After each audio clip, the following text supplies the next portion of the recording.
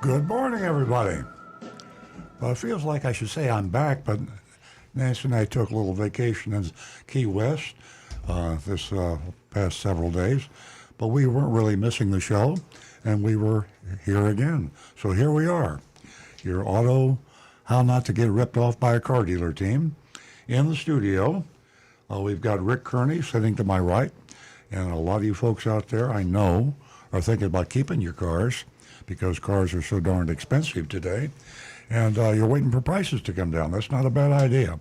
You want to keep that car going without having to go and shell out a bunch of money for a new or late model used car? Call Rick Kearney right here at 877-960-9960. That's our call-in number, and we do prioritize that call-in number. We've got about, I think, 5 lines coming into the studio here in North Palm Beach, Florida. And we get a whole lot more communications other ways, like on Facebook and YouTube and Twitter, and we even have an anonymous feedback line, youranonymousfeedback.com. We have a text line, 772-497-6530. But our favorite, and it's just personality. I mean, telephones, I know, are not used as much as telephones. They're used as texters and Facebook and the rest of it. It's a computer you carry in your hand. But the old-fashioned telephone, ring, ring, ring, hello, we don't use that as much as we used to. It's not as efficient, but it's a warmer. It's more fun. When we get calls from all over the world, and certainly all over the United States, you get we have some calls that are they're just funny people, and we love to laugh. So if you're one of those folks that isn't afraid to speak in front of 20 or 30,000 people live, I probably just terrified you, the ones that are getting ready to call. Give us a call. Well, Howard's not afraid. No. And he's calling us from Jupiter. Holy mackerel. That's great, Howard. Thank you. Good morning, Howard. Actually, I'm calling you from the Bronx. What's up, Howard? Okay. Here's what happened. I got the fuel line in. The mechanic was able to get a fuel line, put it in, but the battery was depleted because when the fuel line was broken, for some reason, I left not the engine running, but I probably hit something, so the battery got depleted. The mechanic says he charged up the battery and there's no problem. But I just purchased the battery in May, so I went over to AutoZone and they checked it. Said the battery's good, but the alternator is good. The guy said, I'm not a mechanic. So I said, how is it possible? The car runs, it starts up great. I don't have those telltale signs of the bad battery with the light dimming and things. And I checked the level with a hydrometer. It's not a hydrometer. It checks the battery water level on each cell, and the cells are great. So I don't know how the alternator could be bad. Good question. Rick's got the answer, I bet.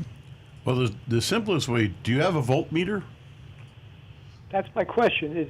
I don't have a voltmeter, but cars used to have amp meters, and they disappeared. Right.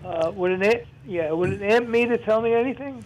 Now, the best way that I have found to test an alternator without actually having a specialized machine to do a load test on it is a simple $10 voltmeter. You can get them from Amazon. I used to say Radio Shack, but they're not around anymore. And basically, you just turn it to DC volts and put the 2 leads right to the battery terminals, and you should see, with the engine off, you should see somewhere around 12.5 volts. With the engine running, you should see anywhere from 13.5 to 14 volts, which tells you that the alternator is working and it's charging and it's pushing voltage into the battery. And that's really just the simplest quick check. The only thing you really need is, like I say, a $10 voltmeter. I didn't think anything cost $10 today. Is that right? $10 for a voltmeter? Well, that's for a halfway decent one. Yeah. A really expensive one, several $100s. A really cheapo one, $8, $9, around there. Yeah. I'll take the cheap. Okay, here's what I've been doing. I've been letting the car sit for 2 days, and I have my it's not a hydrometer. It checks the cells in the battery. I pull up the acid, and it shows that it's the battery is in great condition. So Well, your battery probably came back just fine, but if the alternator's getting a little weak, you may want to stop somewhere and just have them put a machine on the alternator to make sure your alternator's testing right. But you said you could do that with a voltmeter because it'll show a couple volts more when the engine's running. So, Howard, you can check it. You can check your alternator, just checking the battery with the motor running and with the motor not running. Yep. And it should be like 12 volts or 13 or 14 with motor running. And as a matter of fact, I'm looking just on Amazon here. They've got a digital multimeter, which is a voltmeter, for $13. God, wow. Digital multimeter. Yep. Great. Okay, thanks for the information. I'll be seeing you guys. Gotta make an appointment. I'll be seeing you guys the second week of November. Sounds good. We'll be looking for you, Howard. Thanks for the call, Howard. And good luck finding your multimeter. And give us a call again. I will. Bye. 877-960-9960, or you can text us 772-497-6530. We're going to stay with the phones because we have Richard calling us from West Palm Beach. Good morning, Richard. Good morning. How you doing? We're well, thank you. So in May, I bought a new car from Napleton Acura MDX. All right, great car. Have no problem with it. Uh-huh. Now comes time for my oil change. Went there, made an appointment. Took a reasonable length of time, not a problem. I come home and I read the bill, and it says semi-synthetic oil. Say that again. The bill said semi-synthetic oil. Semi-synthetic oil. What is semi-synthetic, Rick? Usually it's a mix between the synthetic and the dyno oil or fossil oil. I didn't know why. That makes sense, but why do they? Is that just like a way to get a little bit cheaper synthetic oil? It may be just their wording for it. Is the oil that they used, is it from Acura? No. Oh, absolutely not. Nothing from there. Not even the oil filter was Acura. It's all knockoff stuff. Wow. Where you had that done at the Acura dealership and they used that? So I called up Acura of America or whatever name they use, Uh-huh. and I asked them if they recommend semi-synthetic oil. They said no. Oh boy. So I called back Acura. No, I didn't call them. They ended up calling me because I put a complaint in. Sure. And I told them that I wanted them, I was afraid to drive the car because who knows, what would happen. And I don't want them to blame me if the engine goes bad. To pick up the car, and I want 5 quarts of real oil, and I want to see the containers. All right, and that was it. They never called me back. Well, Richard, you just touched on one of the long-standing disputes between car dealers and between the manufacturers, and it's very unusual to see a car dealer violate that today because there are very few things that a manufacturer can terminate a car dealer for or actually control a car dealer. But one thing they really have not given up on is when you have a car and you buy a new Acura or a Ford or whatever it is the manufacturer builds, they want you to use genuine parts in the vehicle at least during the warranty period. And if you don't, if you use a aftermarket, we call it, if the manufacturer doesn't make it or brand it, then it's called aftermarket. So you get a cheap oil filter that's not doing the job, you can have some serious problems with the engine. And then, of course, the manufacturer will deny the warranty. So Napleton, according to this report you've given us, is not only using the oil that's not specified by Honda, which is Acura, a Honda Acura, but they're also not using the oil filters. Those are two of the most important things that you need to be careful of having quality parts, or if you want to call oil apart. But otherwise, you burn the engine up. I mean, there's not much more expensive on a car than having to put a whole new engine in. So yeah, that's you did exactly the right thing. You called the manufacturer, and I'm sure they really lit in to Napleton Acura. Now, of course, the reason Napleton Acura does that is you can buy a cheap or an aftermarket oil filter for half the price or less than what the manufacturer charges. To stick up for the dealers a little bit, I believe that the prices charged to the dealer by the manufacturers are quite high.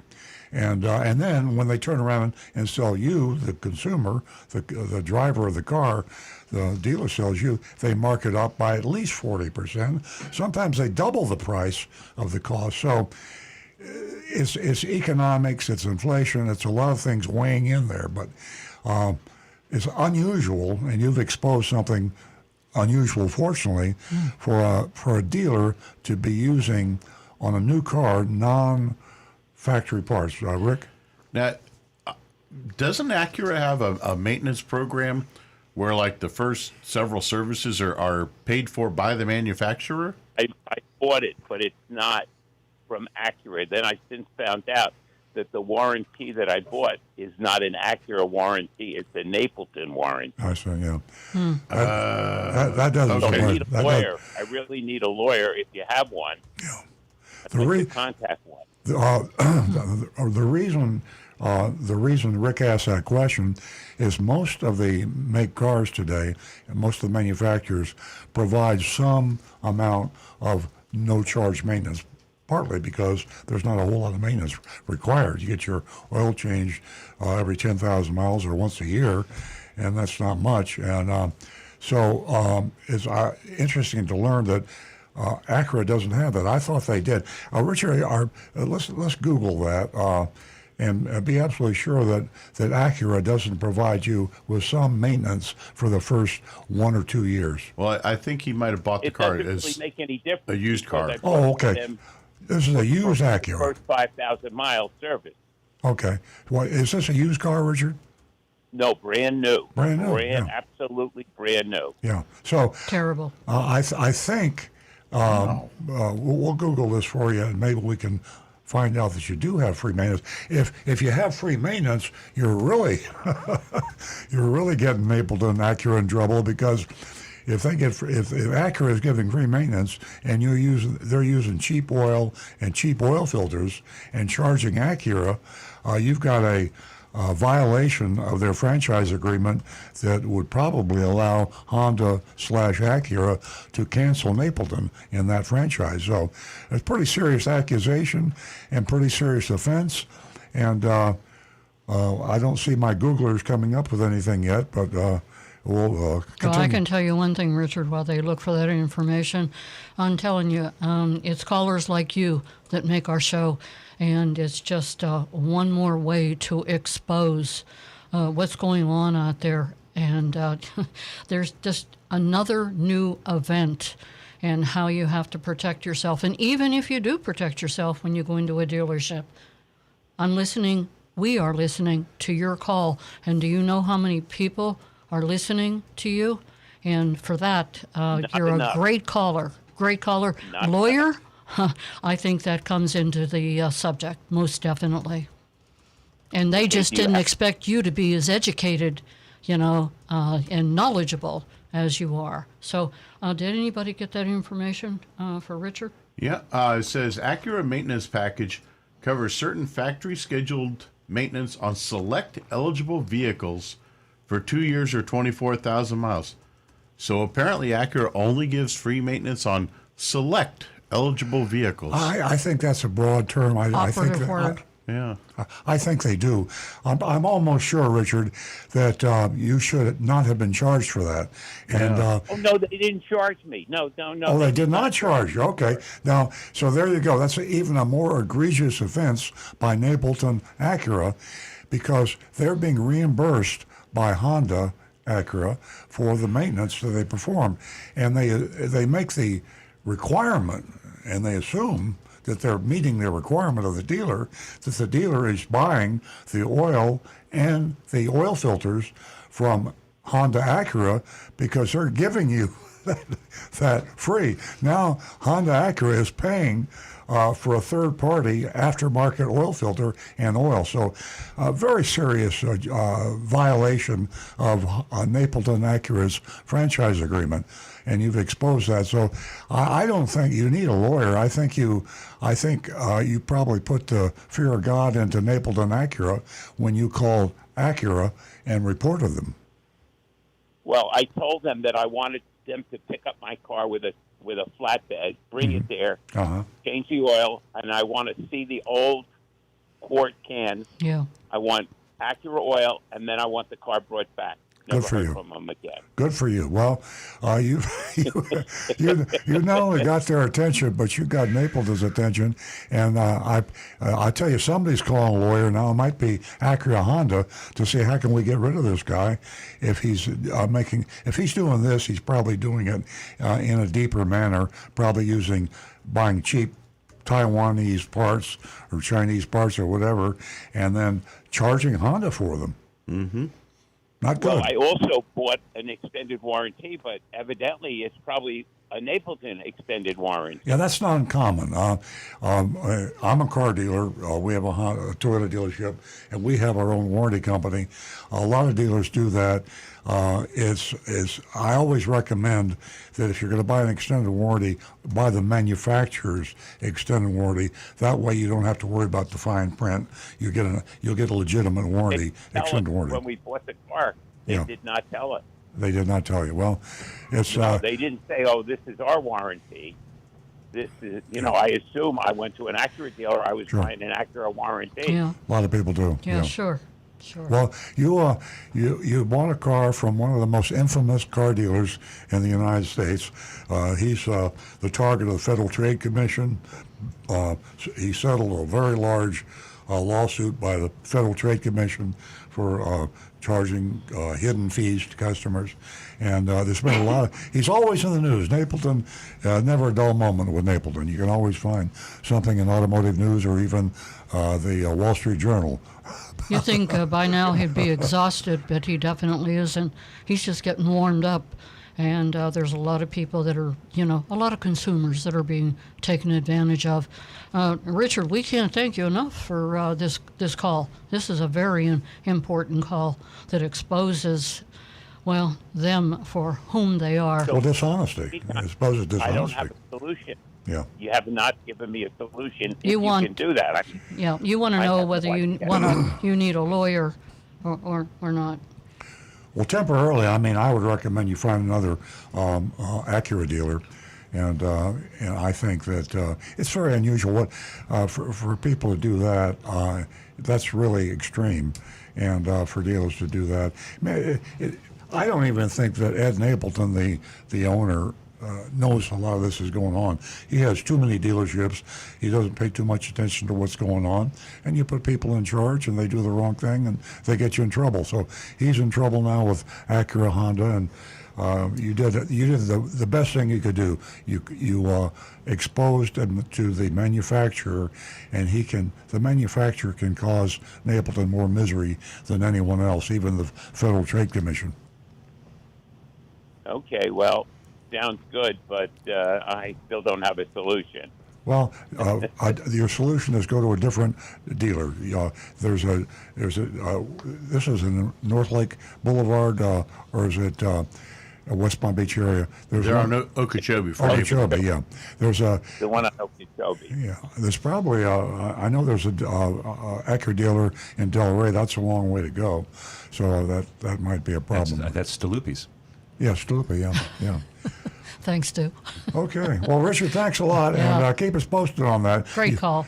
You should be getting some communication from Acura on your complaint, and they should tell you that from now on, the Napleton Acura dealer will be providing you the Acura parts and not putting in cheap aftermarket parts. And Richard, please give us a call again. Let us know what's going on, because I'm listening to you say you weren't given a solution. Well, we may have to, us here at Earl Stewart on Cars, have to move forward with you, giving you other information, other alternatives that's going to get somebody's attention. Give us a call again, Richard. Okay, great. Thank you. Have a nice day. Thank you. You too. We are going to stay with the phones, and we're going to go to New Jersey, and we are going to talk to Steve. Hi, Steve. Good morning, morning. Steve. Good morning, everyone. Steve from New Jersey. I'm a long-time listener and frequent texter. I do have a question, though, for Rick this morning. I have a 2007 Lexus ES350 that I bought New years ago and have had maintained by the dealer since. And in the last week or so, I started to get a message on my screen when I start the car, and it stays on. It's called Check VSC, and then I have two light indicators that come on, check engine, and I think it's the ABS indicator. Mm-hmm. What could that be? Well, the VSC is your vehicle stability control, which that's a system that works along with the ABS system, the anti-lock brakes, so that when you're driving, if you get into a skid situation or too much body roll, the car will try to correct that by controlling the brakes and the throttle to try to get you back under control. If you've got lights coming on for that, I would immediately get into a dealership or a good reputable shop that you can trust to have them hook up a scan tool to see what codes they're getting and why. Most likely, it might be something as simple as a wheel speed sensor. Being in the New Jersey area, I would suspect a very good chance that you've got some corrosion, little bits of rust that get on the magnetic tip of those wheel speed sensors, and sometimes they don't read accurately. And so it thinks your wheel is doing one speed when it's actually doing another, and one wheel will seem out of spec with the other three. So the computer sees there's something that it thinks is a problem, and it will turn those lights on. And Steve, be careful because you're talking about a 15-year-old vehicle, and you don't want to be spending a ton of money on it. And I'd get if you get a opinion that it's going to cost you a lot of money, I'd get another one or two estimates. As Rick said, it could be just something minor, but because it's a safety item, you don't want to just assume it's something minor. And you certainly want to get it fixed, but it's not worth spending $1,000 or $2,000 on a 15 or 16-year-old vehicle, and especially today with used vehicle prices very high. Well, this happened about 2 weeks ago. But because I have two cars, I haven't been using that car really, and I have an appointment with the dealer for this Monday. Yeah. So, yeah, I was trying to be cautious about that. I also noticed I used it a little bit just to see around town what would happen. And for the most part, the lights stayed on every time I used the car. But a few times, the lights didn't come on at all. So it seems like it's also sporadic. And I do have a follow-up, though. I know that my car battery, I've had to change the car battery between every 4 or 5 years or so. Mm-hmm. And I know it's coming up in about that time frame. Could a car battery that's a little weak cause this as well? That's always a possibility. Because of the amount of computers that are in most cars, if the battery system, the electrical system gets really low on voltage, it can cause all kinds of weird issues with the computers. And that's one of the things that they should be checking when they pull the codes and check your car out for you. Okay.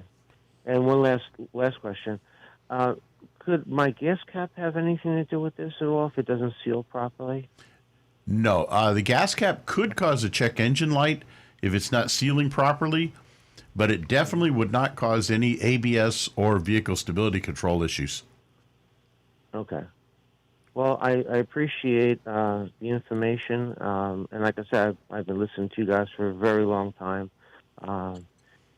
a year or two ago when I bought my Volvo. I went through the whole experience of my delivery with the wrong wheels on, and it was, you guys helped me a lot, and I appreciate that. So have a nice day, guys. I appreciate it. Thanks. We appreciate you, Steve, and thank you for listening to Earl Stewart on Cars. Give us a call again, 877-960-9960. Text us at 772-497-6530. And don't forget, ladies, $50 for the first 2 new lady callers. $50. Give us a call. And your question, or just to introduce yourself. Also, don't forget your anonymous feedback. That's your anonymous feedback. Take advantage of that. Now back to the recovering car dealer. You know, I've got to compliment Rick. I tell you, he's been on the show with us for years, and he just knows a lot of stuff. I mean, it's really amazing. If I were in your seat, meaning you at home, listening to the show, boy, take advantage of Rick's knowledge. He really, Stu and Nancy and I mean, we're all, doing this every week. We learn from Rick. I mean, if I do this show long enough, maybe I could be a certified master diagnostic. Nah, I could never Be do an that. apprentice. I'm an apprentice. I am an apprentice where, Stu and Nancy and I are apprentices, and even Jonathan. I mean, Well, we've never gotten actual I learn grease in our stuff, hands. and it just amazes me. And Rick never hesitates. And I check him sometimes, Sometimes I Oh, just... you check him. I check him, yeah. You Google him. contradict him sometimes. Anyway, Rick Kearney, certified diagnostic master technician. And if you've got a car that's got a squeak, rattle, or roll, you smell something. I mean, let's face it, everybody's car, has some little thing. And Rick knows what it is. He'll tell you what it is. Just tell him the year, make, model, and he'll tell you what it is. So, I got a question for Rick. yeah. I drive a 2022 4Runner, and I have everything as factory on it. You've seen the car.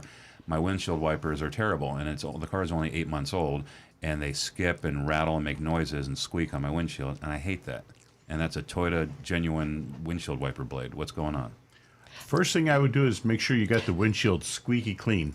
All right, it's not clean. Yeah, a lot, 90% of the issues with windshield wipers are the residue that gets on your windshield. So good cleaning. Especially here in Florida, it just, for some reason, the glass seems to pick up stuff, and those wipers just bounce and skip on it. Yeah. I'm Scrubbing the windshield, best thing. I'm going to correct Rick. So here, I'm just bragging He on was him. on Consumer Reports this morning. No. Excuse me. I'm going to tell you, I just had that problem, and I solved it. So All right, what? I wanna hear So Nancy was complaining about her windshield wipers, and wanted to know if they'd been changed, or and turns out they did change the windshield wipers. They put on factory Toyota windshield wipers, and Nancy's still having the same problem. So I said something to our service manager, Mark Feldman, and Mark said, "I'm going to put on the kind of windshield wipers I like." So I don't even know what they are. So go see Mark. He used aftermarket. Aftermarket. Here I am lambasting Honda Acura for using aftermarket, but our own service manager at our dealership put on the windshield wipers he liked, and Nancy loves them, right? I love them. I love them. So now we got to find out. Rick was getting to that. He says, and if the windshield's is not the problem, maybe try some silicone or some fancy aftermarket ones, right? Right. Absolutely. If anybody knows what windshield wipers Mark Feldman, the service manager at Earl Stewart Toyota, uses or likes better than Toyota windshield wipers, please let me know. I'm going to ask him about Yeah, that. absolutely. Rick's I going wanna to get to know. he's going to get to the bottom of this. Now I'm going to get in trouble Well, but with if Toyota because I just said that Napleton is going to get in trouble with Honda, and now I'm doing the same thing. So- No, you're not. You're not telling someone that you put in factory parts and then put in cheap aftermarket parts to save a bunch of money. Yeah. You're simply recommending a product that actually performs better than the factory product. You're going to be my Exactly. lawyer when they Exactly. come after me. I'll My do it. client. I'll be But a I want to witness. find out what he uses because I'm going to use them on mine and my wife's cars. Yeah. Yeah. And we have such a problem in our neighborhood with keeping the windshield clean that it's- it With it your was, neighborhood in Stu's, I bet it's a salt air. it's a lot of construction. That too. They're tearing Yep. things down, putting things up, and it is the salt air. Yep. Ladies and gentlemen, we're having a great time here this Saturday morning. But again, as I always say, you make the show. Give us a call toll free at 877-960-9960, or you can text us at 772-497-6530. And one before quick we get opinion to from our Negan 1. I'm gonna interrupt you for a minute, Rick. Everybody that's holding right now, I will be right with you. Negan 1, who's out in Arizona, deals with a lot of dust and dirt. He says PIAA, P-I-A-A, silicone wipers work very well. Is that right? Say that again. It's P-I-A? PIAA PIAA. is the company name, I'm guessing, silicone wipers. Silicone wipers. And Negan, I know for a fact, does a lot of off-road driving out there in sandy, dusty, dirty conditions. So if he's recommending them, I'd bet there's some good I'd be quality willing. there. Yeah, I'd like to try those. I'm going to look for them. PIAA. Yep. Silicone windshield wipes. Okay, we're going to get back to the phones, and we have Millie, who's calling us from Jupiter. Everybody else, just hold on. Good morning, Millie. Good morning. Have you called us before, I have not. Millie? I've actually tried to get your number, but usually I'm driving and I can't get the number quick enough. So this morning I'm home and I turned the radio on and got the number. Oh, So, great. I'm glad you tuned in. You won yourself $50 this morning, Millie, for being the first female new caller. Congratulations. If you stay on the line and talk to Jeremy in the control room, he can get your information, your contact information, and I can get you that check ASAP. Okay. Okay, so what can we do for you this morning? Actually, I basically just wanted to let you guys know how happy I am with Earl Stewart. I started going to Earl Stewart in 2011. I had a Solera that I bought. Oh, boy, from hang on to Stewart that. Toyota up in Stewart, and actually Mark Feldman at the time worked there, and I always had, like a good outcome whenever I took the car there for service. And then after 11 years, the Solera was still a good car, but I thought I kept seeing the Camry, so I went with the Camry, and I went to Earl Stewart, your dealership. And I think I got a 2011, a 2014. I always got a black car, and I bought a green, beautiful Camry, and everybody was like, "You're not going to be happy." But I did, and I wasn't, so I went back to the black car. And I just recently, in July, bought a 2022 RAV4. Wow. Boy, Wow. you are a good Yeah. customer. So- Well, thanks, Millie. Yeah. And actually, I have to ask, back when I was a kid, in 74 or 5, my dad worked for Stewart Pontiac. Was that also part of your... Yeah, what's your dad's name? Yeah. My dad he passed away, John Applegate, and I bought from your dealership, or that dealership, a 68 Pontiac Firebird. Wow. My dad called one day and said... That is so cool. My Yeah, mom- yeah. My father started that dealership in 1937, and I came in to business with him in 1968. So I worked there with your dad, and that was when we just had the Pontiac dealership, and then we added some other dealerships. Now we sold the Pontiac obviously because they don't exist anymore, and we're just a Toyota dealership. So, well, that was really cool. That's some great history, Millie. Yeah. Thank you very much. We didn't have cell phones back then, so he called my mom and he said, "Your dad wants you to come down, to where he works. They have a nice little Firebird," and of course, it was beautiful. So I ended up, at the time, I worked at a bank, and I, got the car and loved that. But anyway, I just basically wanted to let you guys know that, I love your dealership. Well, thank you. Thanks, Millie. And thanks for that walk down memory lane. You went from, you said that you had the Solera. I have to ask you this. Was it a convertible? No. No, okay. because I don't have a garage, and I just, with my dad and my brother, you don't want a convertible in the Florida sun. You have no way of getting it out of the sun. So I just put it out of my head. A friend of mine got one. It was red with a white convertible, and I was a little envious, but that was okay. I still had the Solera. Yeah, I used to love that. I still do, the Solera. What a great car. Oh, yeah. Unfortunately, there are none. They quit making them. I know. But yeah, every once in a while when I see them, it's still there. You know, it was a beautiful car, but that was probably the only car that I kept for more than 2 or 3 years. oh, really? Yeah, I kept it for 11 years. Yep. Wow. It was a 2000. Mm-hmm. The old days. So, Okay, yeah. Millie, I want to thank you for the call, and don't forget to leave your contact information, and I hope to hear from you again and spread the word to the ladies. Actually, I have. My daughter bought a Highlander from you guys, and then a friend of mine, her and her daughter, and she's talking about getting a new one, too. So I said, well, you know where to go, which she already does. So. Yeah. Let your lady friends know that first 2 new lady callers can win themselves $50. Okay. Have a wonderful weekend. Thank you. You too. Bye-bye. Okay, that number is 877-960-9960, and you can text us at 772-497-6530. Your anonymous feedback, take advantage of that. Rick's here, Stu's here, YouTube, text to Facebook. We're all ready for you. And we're going to go to our next caller, and I believe that is Nancy calling from Palm Springs. Hello? Hello. Good morning, Nancy. Hi, Nancy. It's nice speaking with you. It's nice to hear from you. Uh-huh. My concern is I have a son that's a Toyota driver, and he lives in Texas. And he was looking to replace his Toyota truck, so he went down to San Antonio from where he lives for an advertised on the internet Toyota pickup truck. And when he got there, he called right before he left to go down, and they said, yep, the truck is still on the lot. And when he got there, they told him, oh, it just sold.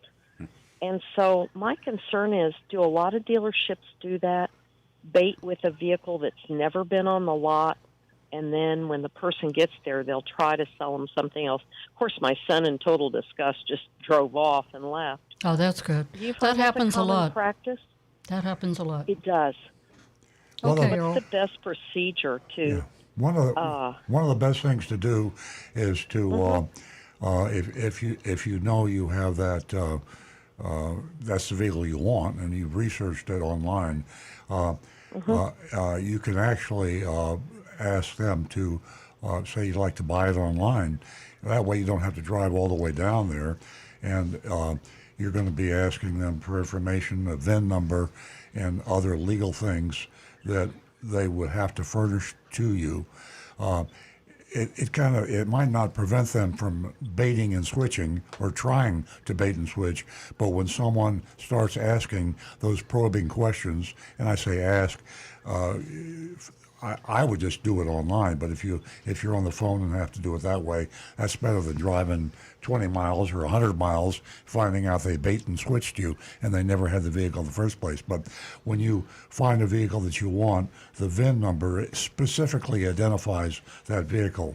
And if you confirm in writing, texting or email, and they tell you it's there, it's a pretty serious offense. You have them lying in writing, and that most car dealers won't go that far. They'll say, "Oh, you must have misunderstood me," and then they will go through the effort to try to switch you to another car. But unfortunately, as you say, bait and switch is alive and well, especially among car dealers. Okay, I appreciate that information. That'll help him follow up with that, and I'll call and let him know to see if he did that, because he's looking for a pretty old truck, and I really think he should look for something newer. He has a 2006 Toyota Tacoma with an extended cab, and he loves it, and he just wants to get another one with less miles. Nancy, but I don't think he's going to have much luck finding that on a Toyota dealership lot, would he? Well, he'll probably find it, but the prices are going to be very high.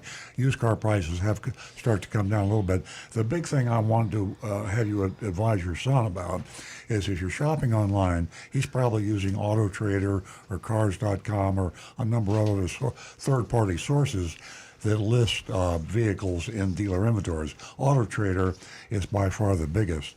The common offense of all these third-party sources for finding cars on dealer lots is the fact that they do not disclose the hidden fees. So they'll tell you there's a specific, could be a 2016 Toyota Tacoma truck for a certain amount of money, X number of thousands of dollars. What they don't tell you is they have $2,000 or $3,000 in hidden fees. So advise your son, if he does find the vehicle, the truck that he wants, get the out-the-door price. And the definition of an out-the-door price, well, the literal definition is literally out the door, including government fees. Most dealers should be able to give you the price that they would only add government fees to. Government fees being sales tax and license plate. Those are the only two legitimate after-the-fact charges that you should have on a new or used vehicle. So almost every dealer in the United States has multiple fees. They call them, the generic term is dealer fees, but they call them doc fees, tag agency fees, electronic filing fee, administrative fee, just any number of different fees. So before you drive a long way into the dealership, they tell you, we have your car. Be sure he gets the out-the-door price. Write it down, confirm it in writing.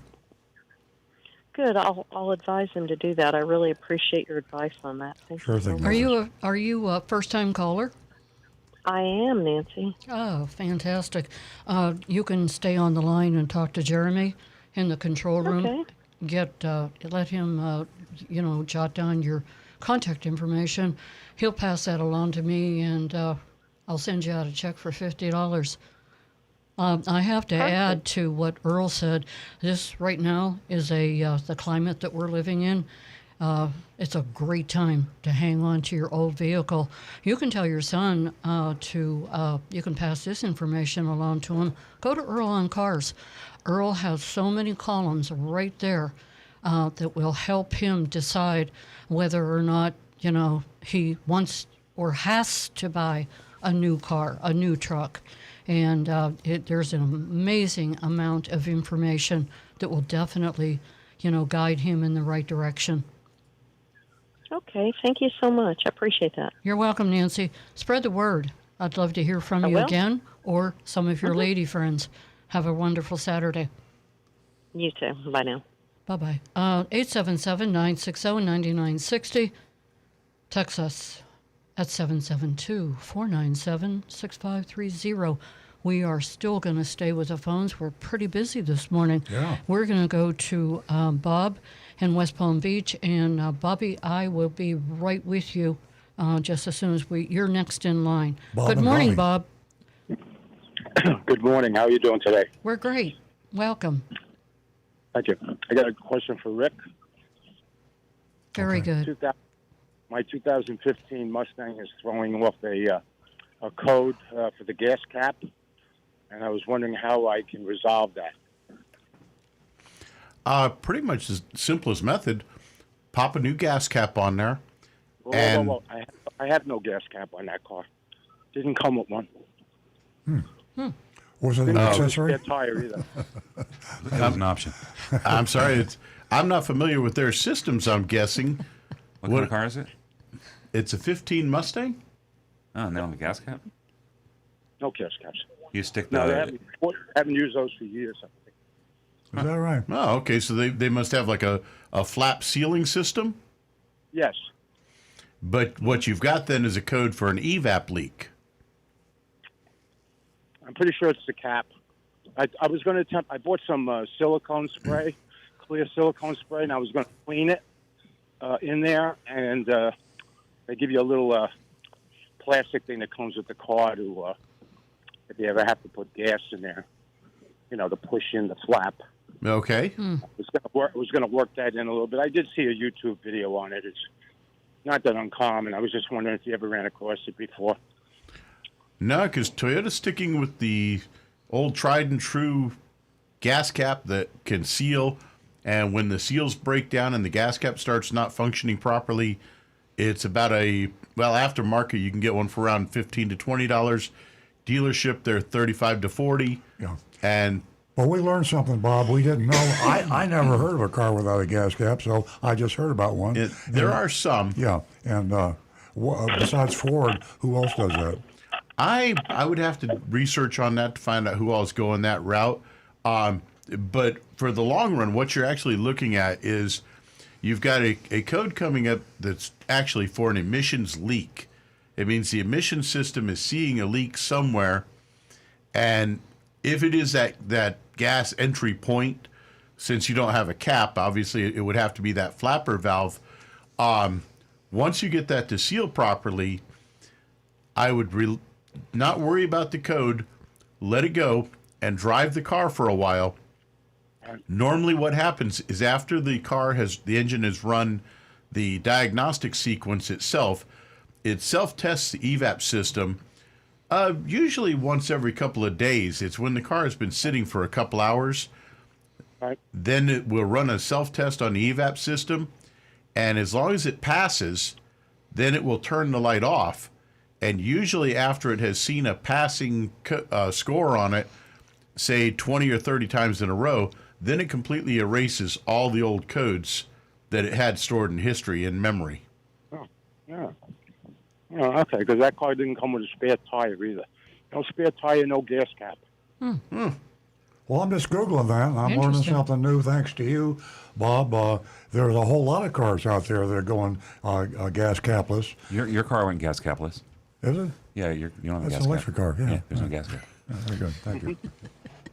Anyway. And, Earl, I did, Mr. Stewart, Yeah. I was able to, after I went over to your dealership, I was able to go ahead and go to two other dealerships to get trade-in values on the Mustang. Uh-huh. And I just wanted to let you know I got substantially higher trade-in offers. How much higher? That's always interesting. Much higher. Yeah. Okay. Well, your place was 14.5, Uh-huh. and I went to Molnex. They offered me 17. Uh-huh. Plus, they were trying to get me to buy something on the lot, which I really didn't want. Right. And so, if I had agreed, it wouldn't be worth another 6% of the sales tax. So that offer would have been worth 18, and CarMax offered me 17. Wow. That's So, great. Yeah, substantially higher. But it's a very time-consuming endeavor. It is, yeah, but for $3,000, it's almost worth the time. No, it's a seller's market today with the used cars, and all you folks out there with trade-ins, no matter what the dealer that you're thinking about buying from gives you, shop yourself. And you got Vroom, VROOM, you got Carvana, you got WeBuyAnyCar.com, you got CarMax, and this is what Bob did. He went to the Ford dealer. For a Ford dealer will usually pay a little more for a Ford than a Pontiac than a Toyota dealer or a Honda dealer. So yeah, shop the used car department of the maker car you want to trade in, and you'd be surprised how much more you could get. Congratulations. I think we dinged them for not having a gas cap. Yeah, right. The only thing I found that was a little bit unsettling is by the time you go around, you shop it to a number of places because of the shortage of vehicles. Mm-hmm. By the time you get back to get the vehicle, it could be gone because the cars are not sitting that long. Especially certain vehicles, if they're packaged a certain way, they'll only be on the lot for a day or two. True. They're gone. Yeah, you're right. So by the time you go around shopping a trade-in value to 3-4 places, Yeah. and you get back to buy the car, you might not be there. Well, that's why we're advising not to buy a car now, because it's Yeah. just crazy. I mean, if you can just, buying the phone, but dealers that are keeping cars on their lots Yeah. are charging way too much. And for them. Bob, you'd be surprised. I'm amazed. I'm an old guy, and I used to always yell at my used car managers praising cars. You got to look at the car, you got to touch it, smell it, feel it, drive it. You just can't be guessing about car prices. But the fact of the matter is, today, you can go online. You can go to Carvana, WeBuyAnyCar.com, CarMax, and you'll get on the telephone, online, email, you'll get quotes that are legitimate quotes. Now, they will ask you specifics about the car, but if you give them an accurate description, you tell them about the dings and the dents, the true mileage, and everything else they ask you, they will give you a buying figure online. So this is an answer to your question about how time-consuming it is to drive around, drive to CarMax, drive to Carvana, blah, blah. You can do it online, and that will say, in an hour and a half, you can probably get a half a dozen prices, and then you go into the dealer where you want to buy the car. That way you're not going to lose the car you want to buy. Well, I tried that when my sister passed away. I had her car shipped down from Cambridge, Mass, and I was the executor of the estate, and I had to sell the car, obviously. And I tried that route, doing the Carvana, and, we buy any car. Yeah. That was a nightmare. That was a nightmare. And the prices they were offering were ridiculously low. Yeah. Because what they do is they're basically just middlemen. They're going to turn around and sell that car to a dealer or somebody. So their prices. I wound up just selling it on my own. Well, that's not accurate, Bob. A lot of these Carvana sells cars directly to the public. CarMax sells cars to the public, and you will get Mickey Moused around sometimes.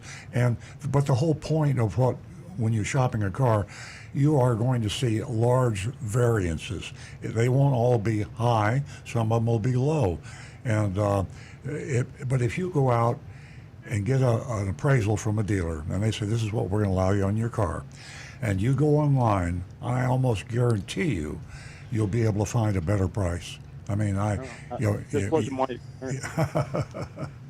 anyway, thanks for sharing your experience with us, Bob. Yeah, they're interesting, Bob. It can be a nightmare. And I recall selling my own car. And you really have to be prepared to do something like that. Takes up a whole lot of your time. I think for you, I think that it would be a very successful. Bob, thanks for calling. Give us a call again. Thanks, Rick. My pleasure. Okay. Have a great. We're going to go. You're welcome. We're going to go to Bobby in West Palm Beach, and Julie, just hang on. We'll get right with you. Good morning, Bobby. Hi, good morning, everybody. Welcome. First, I want to clear up a misunderstanding from a call I made a couple of weeks ago. I called to tell the boss that Rick is very timely on answering emails and things like that, and that was a good compliment. Mm-hmm. But Earl jumped in and took the call, and I said I wanted to talk to the boss, so I was calling to talk to Nancy. Well, I sincerely apologize. Excuse me. I was calling today because I don't know much about leasing cars, but I've learned quite a bit on your show, and I learned something new this week, and I thought I'd share it.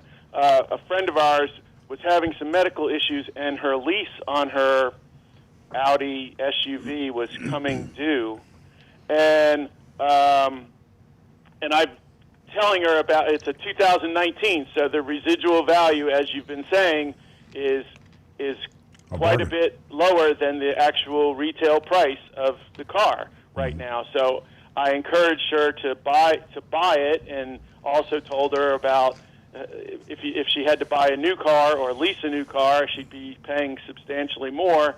And so she was considering doing that, but the lease was coming up. And what I found out was if you call the leasing company, in this case VW Leasing is the leasing company for Audi, if you ask for an extension of your lease, they'll give it to you for up to like 6 months. And really all you have to do is ask. Yeah. Yeah, that's true. That's certainly an option, and some leasing companies won't do it. Some will do it. Some will give you 30 days. 6 months is really a good deal. I'm surprised that you got that good extension. But if you don't ask, you're not going to receive. So that's a very good suggestion. And that's with there's no additional paperwork. It's the same price. You pay the same price you've been paying, which I was surprised by. I thought for sure they'd try to add something on, but they didn't. So I think that's an interesting thing for people that are sort of right at the end of a lease. If they call the leasing company, they can get that option oftentimes. Exactly. Now, I will say Audi of West Palm Beach, which apparently is a Bremen dealer, is no help at all.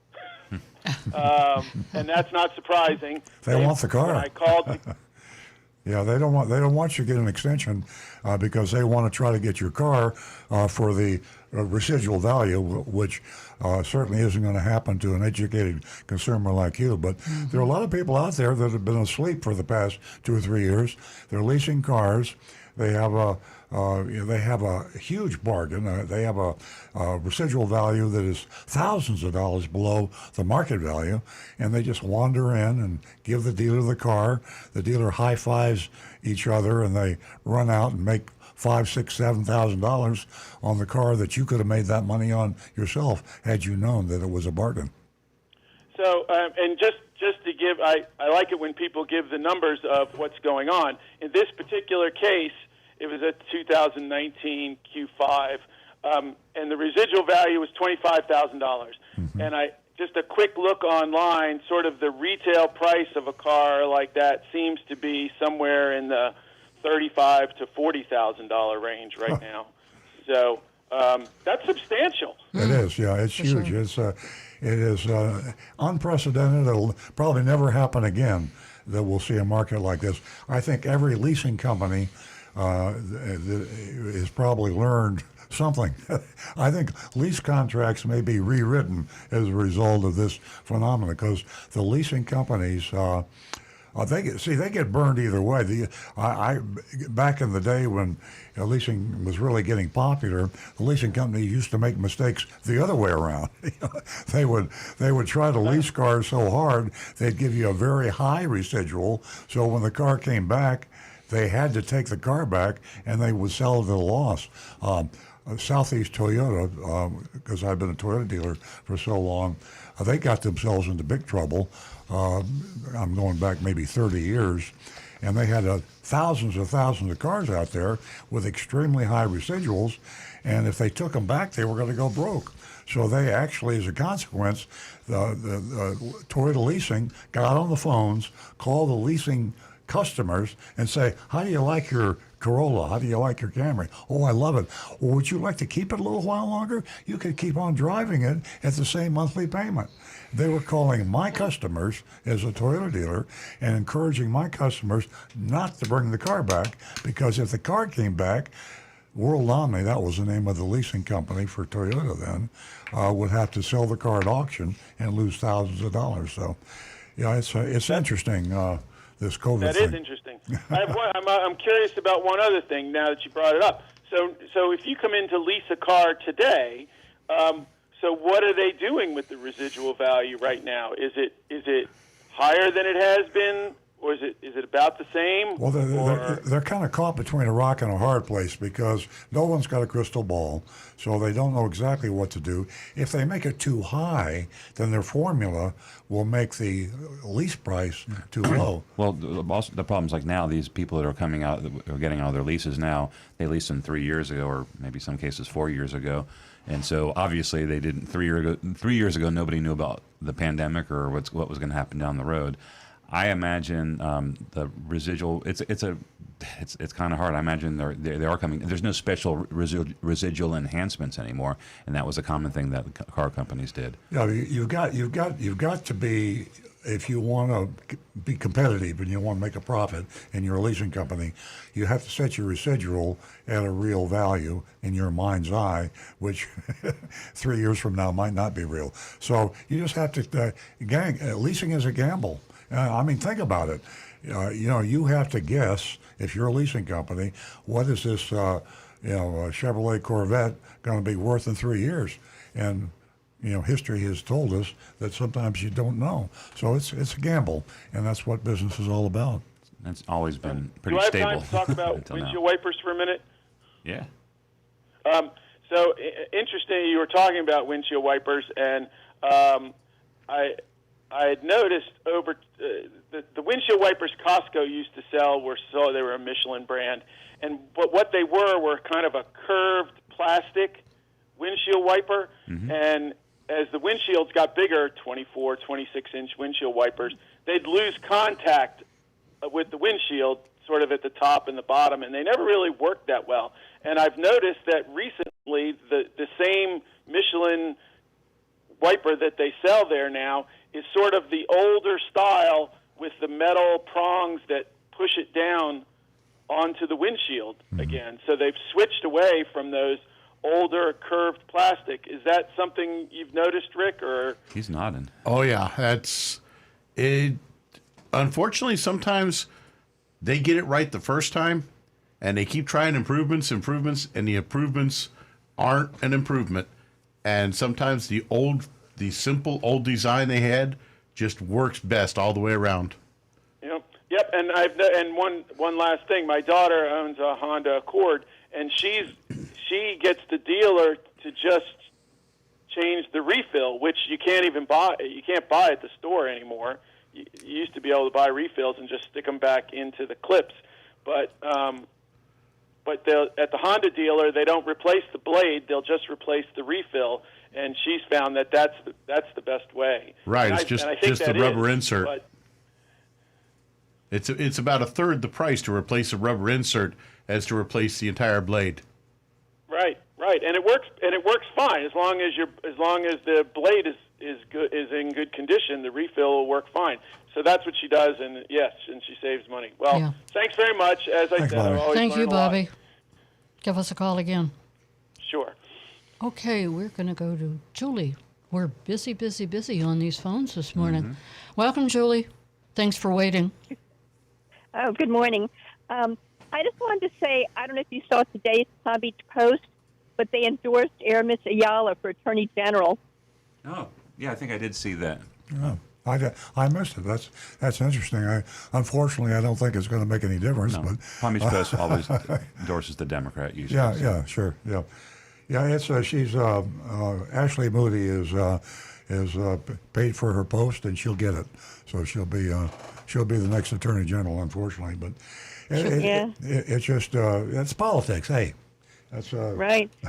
She'll continue to be the Attorney General, and well, we'll keep our fingers crossed and hope that along the way she may find time to help us and help the consumer. One of the things they said about Moody was that she files frivolous lawsuits to curry partisan favor. Not surprising. Which I found interesting. Yeah, it's, I have to, just kind of slap myself in the face every now and then because I get so negative on politicians. And then I have to say, wait a minute, we live in America. I wouldn't want to live anywhere else. And and even England, look at the joke England is today. The Great Britain, the prime minister, she was there for 3 days. They've had 6 weeks. They've had three prime ministers in 2 years. So politics all over the world is pretty silly. Ours is silly, but it's not as silly as every place else. So I'm glad I'm here. Okay. Well, good morning. Bye-bye. Thank you, Julie. We enjoyed your company. Have a wonderful weekend. We're going to go to Frank, who's calling us from Jupiter Farms. And Hank, hang on. I'll be right with you. Good morning. How you doing, Frank? Hey, good morning, Nancy. I got two quick, one a remark and the other is a question. Several years ago, I too felt trapped to driving all the way to Pahokee for a supposed car they had there waiting for us. And as we got there, they said, of course, we just sold it. I'm looking around. Well, can you show me what I drove, this 100 miles for? No, they drove it away. But we got other ones we can show you. And I said, I don't think so. And what we were supposed to do just got in the car and left. But what my real question is, I sent you guys a picture from the TV news the other day. Yes, and I got that. Again, Jonathan is going to put that on? Okay. Yeah. Go ahead, Frank. And again, Nancy, I got to say, you told me so, and I think about that like every single month with the payments to the Toyota I co-signed for my son. Yikes. But I got a 2020 Toyota truck, and I noticed on the news that truck is losing its catalytic converters because Toyota is nice enough to put a lot more precious metals in than the other dealers, and it's up high. So here's my question: is there something, and something maybe even your dealership might be able to install, kind of like a prevention, and the guy's getting in and cutting it off? Well, Frank, interestingly, and also unfortunately, this week our dealership was the victim of a catalytic converter theft. On Monday, we got hit earlier in the week. We got hit with a Tundra and a 4Runner, and then we got hit again just the other day. So when we looked at the they go into the high lift vehicles like the SUVs and the Tundras because number one, it's easier to get under there and and saw the thing out, and also there's a lot more platinum and precious metals in a larger vehicle's catalytic converter. But they use these very high power saws. Like when we examined the area under the vehicle, there's not even shavings of metal. I mean, it's like a diamond cutter. And so we had discussed like cages or things like that could be, that type of thing could be sawed through with the equipment.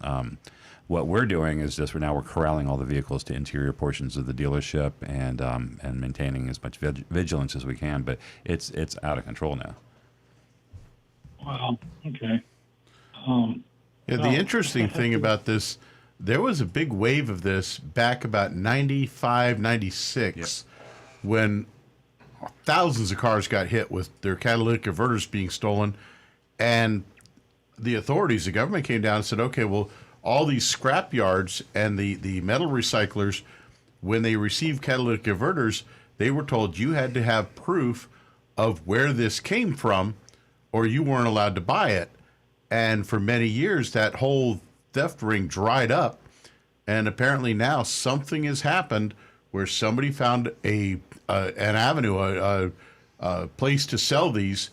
And now all of a sudden it's become a big business again, stealing these catalytic converters for resale. It's probably more the cost of the rare earth metals that's probably caused the run down because they peaked all-time high now. Right, but you've got to find someone that can do the refining to get those metals out of those catalytic converters. Yeah, I understand what you're saying. And so you got all these guys who just run around there.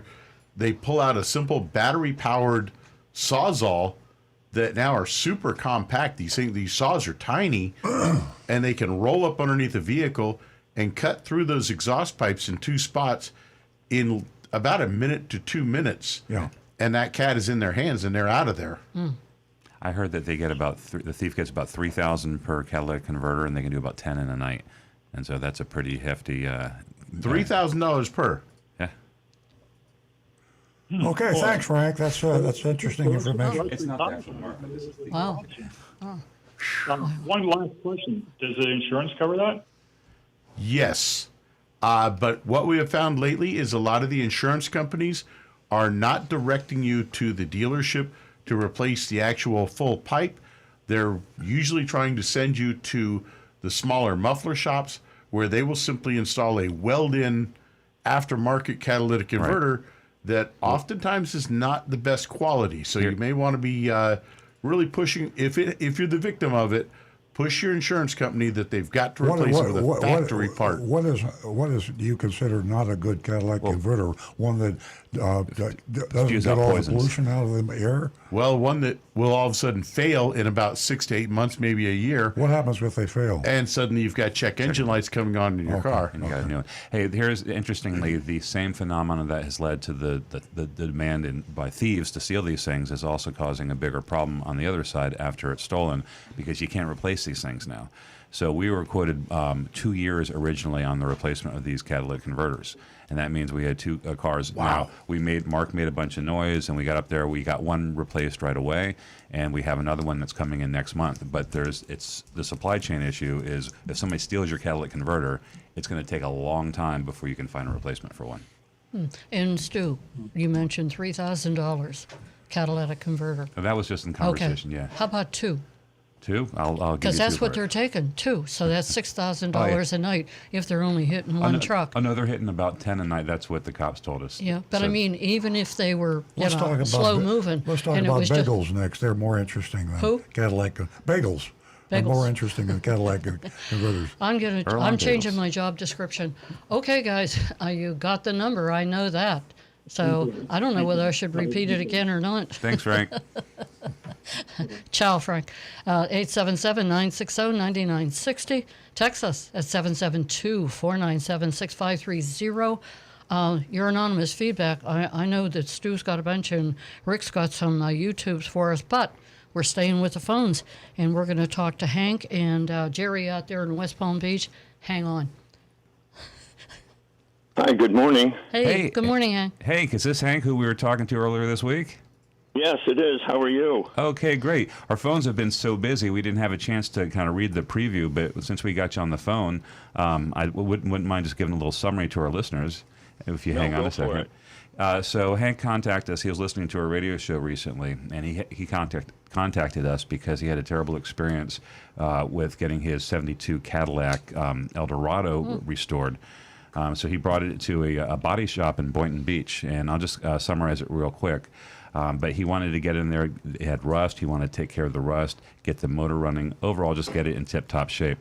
So over several attempts to get this done, more problems were created by this body shop. The car is almost destroyed, almost to the point of vandalism. He says the convertible top, which is flawless, was torn. They put in mismatched carpet. They flooded the trunk, painted over existing rust instead of properly removing it. The seat belt ends were tucked under the seat. They didn't even attach the rear seat to the floor of the car. And he's had no luck of getting legal help. And Tell him about the 2x4 to keep the battery in place. This is insane. This is crazy. So they secured the battery in the engine compartment with wood 2x4s painted black. And so I haven't heard anything this outrageous, I think, the entire time that we've done the show. Yeah. And so that was your introduction, Hank. And I know that you're concerned about identifying the body shop on this show. We name names, the company names, the employee names. So feel free to speak freely. Just don't curse. Thank you very much for all of your attention. The name of the body shop is J&S Automotive in Boynton Beach, owned by Tom McCord. And like you said, I took the car into him, and without repeating the things you just mentioned, in addition, when they worked on the motor, the project also was to get the motor running, like you said, in tip-top shape. I don't know how they got the car back to my house, but I couldn't even get the car started, and Tom came over personally to try to start the car. He couldn't get it started, and he had to tow it back for phase 2 of the repairs. And long story short, when he brought it back after the second time, there was a horizontal slit in the convertible top and more issues than there were going in. For example, I had one of those mobile repair guys come out to my house to try to at least get the engine running, and he took the filter lid off the top of the engine there, and there's a valve, I guess, or something in the carburetor. He said they were held open with twisties, that you use on your bread package. Geez. And so at any rate, I spent probably 2 days calling at least 15 different lawyers, and I just got passed on and passed on and passed on. And finally, the last lawyer in Fort Lauderdale, he gave me some advice, and he said, thanks to the lobbyists in Tallahassee representing the car dealerships and the big car repair shops, they've made it such that the consumer has absolutely zero recourse in getting anything fixed that happened at the repair shop. And so here I am high and dry. I'm out over $13,000. And the car literally, like Stu said, is in worse shape than when it went in. They stored part of the parts in the car on the floor of the car, on the carpet. There was nothing wrong with the carpet, and they tore out the old carpet, which was in perfect shape, and I've got pictures of before and after. And they put in new carpeting that doesn't match the same color as the original carpeting, because on those cars, the carpeting comes up on the door at the bottom like about 8 inches or so. So I have 2 different colors of carpeting in the car, and the texture's different, the color's different, everything else. And without repeating what Stu said, they never refastened the seatbelts down to the floor. They never refastened the back seat down to the floor. And the guy's lucky, and Tom McCord is lucky, because had he brought the car back running, the first time he worked on the car, if it was drivable, he would have put myself and any passenger's life in danger by us not knowing that the front seat belts were never fastened back to the floor. Neither were the back seat belts, and neither was the whole back seat at all. So getting back to representation, I'm SOL. You know, I have no recourse. I don't know who to turn to. I don't know what to do. Hank, you mentioned, like I said, I'm out $13,000. You mentioned you had some pictures. I need help. If you've taken a lot of pictures, I mean, just to document the, hopefully some before and after stuff. Yeah. And I had this feeling going in. You know, you hear all these consumer problems with other issues, you know, in life.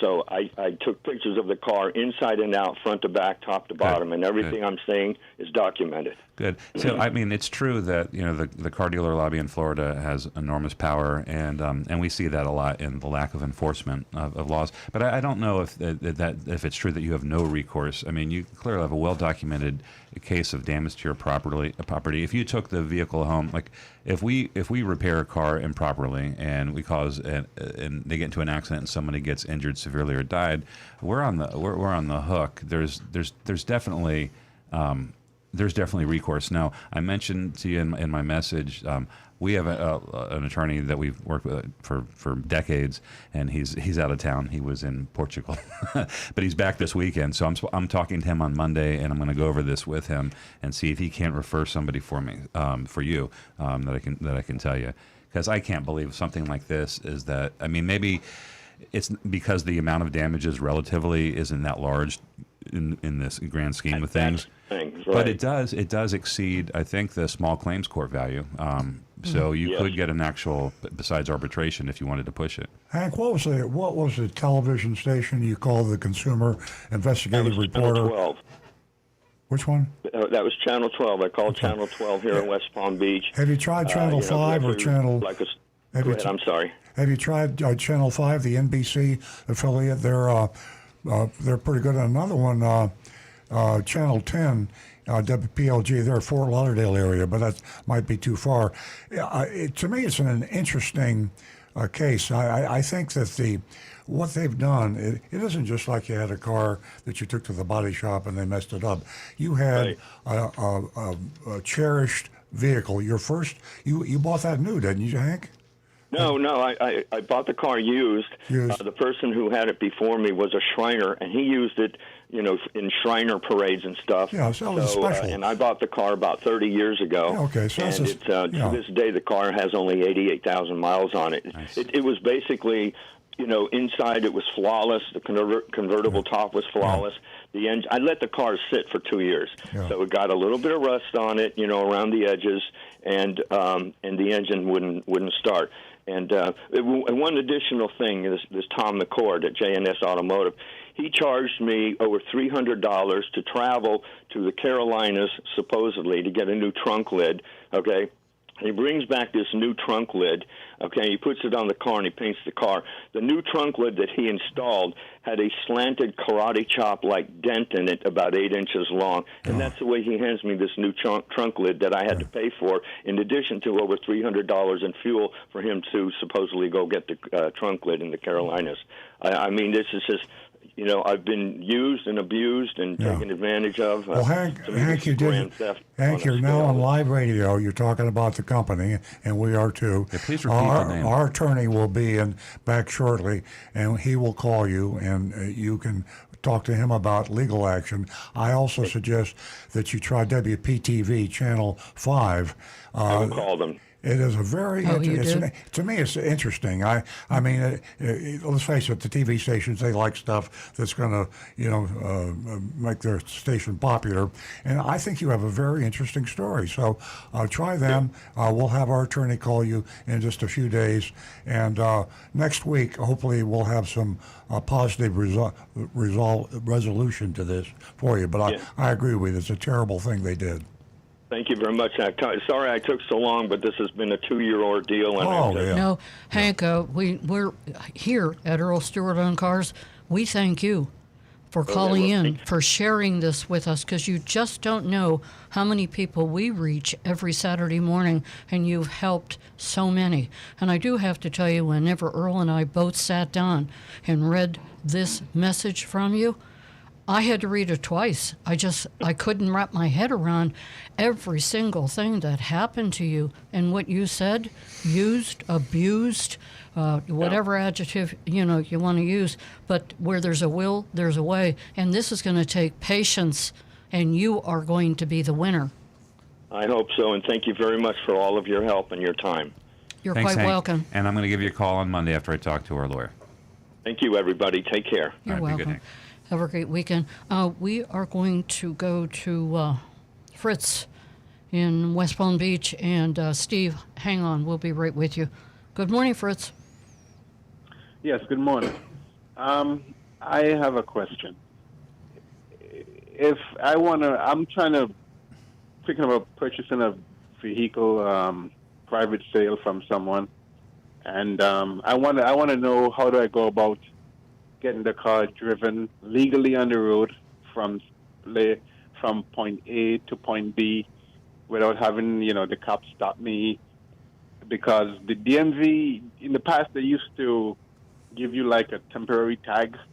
If you show them insurance, they would give you a temporary tag so you can drive a car on the road. They Yes. don't do that anymore, and basically I want to know how do I go about doing that if I purchase a car from someone, private sale. Okay, I can tell you what to do there. First of all, the temporary tags, dealers do that, and they print them right there at the dealership. But he's talking about a private I know. individual. Yeah. Oh, I know. Private sellers don't have the ability to do that. If they give you a temporary tag, you're in trouble because they're not supposed to have it. Yeah. So you'd be in worse trouble getting a temporary tag from a private individual. Right. So you're allowed to, when you purchase a car, make sure you get insured right away. So you'll have the VIN number and the information from the vehicle, and get in touch with your insurance company and get the insurance transferred to that vehicle before you drive it away. So you do that on your cell phone from the place where you're buying it, and then you have to have a bill of sale, just something showing that you purchased the vehicle from the owner. Make sure all the relevant information is on it. If you get pulled over on the way to the tag collector's office to register it, you can show them that and show them that the vehicle is insured, and you'll have documentation. And of course, the most important thing is a paid-off title to the car. Yes. So you might have more trouble than just the police stopping you because you don't have a registration. But you won't find out until later. You might find out that the guy that sold you the car didn't own it. So be sure that you have a legitimate title before you give him any money. Right, exactly. So either proof that there's no liens on the car, and or a physical title. They can have a copy of that to hand to you when you purchase it, and it's signed over to you. But to answer the main question, as you're driving across town to get the vehicle registered, don't worry about that as long as you have a proof that you just purchased it, some documentation, and have it insured. Okay, so the car is not going to have any tag on it. So if God forbid I get stopped, if I show the cops the proof of the purchase and all that, is that okay? Yes. Okay. As long as you're not driving around it for months, you're going to the tag agency, the tax collector's office to register the vehicle. Yeah, exactly. I'm just trying to get it from. Basically, I wouldn't even go to the tax collector's office. I'll just try to get it home in my yard and go from there. But anyway, okay. Thanks for the advice. It's good advice, and I'll keep that in mind, and I think that can work. All right. Thanks, You're Fritz. welcome. Give us a call Okay, again. thanks. We're going to Take go care. straight to Steve, who's holding in Jupiter. Good morning, Steve. Good morning. Quick question for you guys. You've helped us out in the past. On our cars, a fog forms on the inside of the front windshield, and we've tried to clean it off with Windex, with just paper, with vinegar, and it's on all three of our vehicles: a Ford, a Honda, and a Mercury. And when the sun hits it early in the morning, especially, you can't even see where you're going. It's like a film on the inside of the front windshield. Any suggestions as to getting that film off? What to use? I'm guessing you mean it's condensation. No, film. I know exactly. I have the same thing sometimes. It has to do with dust and salt, and it forms a film Like a grime. on the inside On the of the car. inside. Oh yeah, I know exactly, Yeah. and it looks like it's fogged. Yeah, And it is a bit of condensation looks and like it film. here's the only Kind of thing. looks like it has an oily substance. Right. in it. It could rainbow be effect. it could be residue from a cleaning, like maybe a poor cleaning. That happened in my car. It was driving me crazy. It looked like it was fogging up, and I just took a paper towel and I just rubbed it, and it rubbed clean. It took a little elbow grease, but I suspect it's maybe it's a combination of humidity, dust, dirt, and it just builds up. But this is Colonel Google just called me. All right. And Colonel Google said, how do I get the film off the inside of my windshield? And they say, what's happening and why vehicle interiors create the ideal atmosphere for building up film on the inside of windows. Cigarette smoke, condensation, and dust blend in a closed, hot interior to form a cloud that eventually coats the windows. The hotter the weather, the quicker the film builds up. So that's basically what you have, and a quality glass cleaner, they say, will do away with spots and film. We have tried Honda glass cleaner, regular Windex, vinegar, all different kinds of paper cleaning products. It doesn't come off. It moves around, and it gets streaky. But my wife and I have both, but anyway, I've seen it on all three of our cars, and for years it's been a battle with it. But I didn't think you'd probably get this solved. It's a weird thing, but we've tried all that stuff you said. But we'll just keep working on it. Yeah.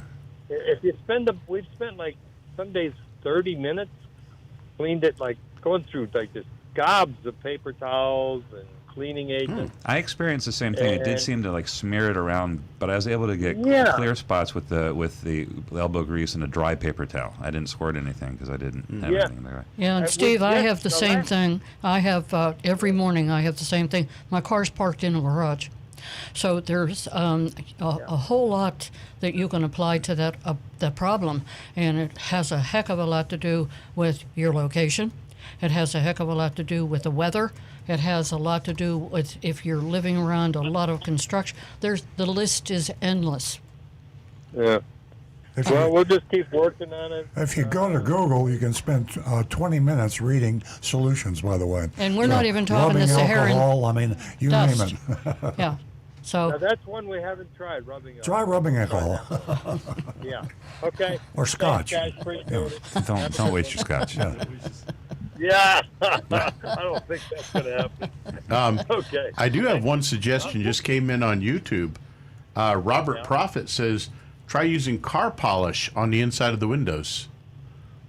Like wax or yeah, like a normal car wax. Yeah, let's go with the alcohol first. Yeah, I like this because that polish would be hard to get off. But that's something I have not thought of, is the polish. So anyway, I appreciate it. We'll try. That'll give us two more things to try: alcohol. And let us know. And if the polish doesn't work, we'll get out the good alcohol. All right. Call us either way, please. Or maybe vinegar and water. Mark Smith is recommending vinegar and water a week mix. Yeah.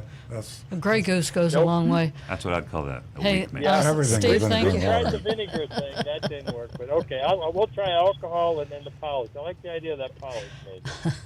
Thanks for the call, Steve. Thank you. Bye now. Bye-bye. Okie dokie. We're going to stay with the phones. What do you think of that? 877-960-9960. Text us 772-497-6530. We are going to get to the text sooner or later and the YouTube. Right now, we're going to go to Boca, where Doug is waiting. Good morning, Doug. Good morning. I'm drinking my coffee, and I feel a little foggy, too. What do I do for that? Visine. Use the Visine. A little less alcohol last night. So I have a question. I called the Toyota representative about the deposit I put on the Toyota GR circuit, and I asked him, the status of it. And he says, you probably won't be even hearing from it until next year, maybe March or April. And he says that they're not going to make them anymore. So they made 1,500 of this particular model. And he said, that'll be it. And I go, what? So I don't know if you guys heard anything about that. Yeah, we know it was. I didn't actually hear the official that it wasn't going to be produced, but we always knew it was a very low production, model, and didn't expect it to last as long as it did. The car first came out as a Scion FRS, and then they switched it to the. Oh, you're talking about the Corolla, right? Yeah. Oh, the Corolla GR. I thought you said GR86. That doesn't surprise me at all. Okay, I'm sorry, I was talking about the wrong model, which is also a very limited sort of thing. The GR86, the GR Corolla, that's for the listeners. That's kind of like that rally car that they put out. It's a fast Corolla, 50,000, 3-cylinder little, right? Isn't that what it is? A 3-cylinder? Yeah, Randy Deppins at our shop has got one on order. He's trying to get hold of. Yeah, so they take so long to get in, and that's news to me that they're making this one run and stopping. Yep. But anyhow. I know one of my best friends is best friends with the owner of Toyota of Hollywood, and I said, Zach, can you make sure that he doesn't, give me sticker shock and mark it up by $10,000 or whatever? And he says, yeah, I'll talk to him and make sure he doesn't do that. Right. I go, really? Craig Zinn is not gonna mark up your car. That's great news.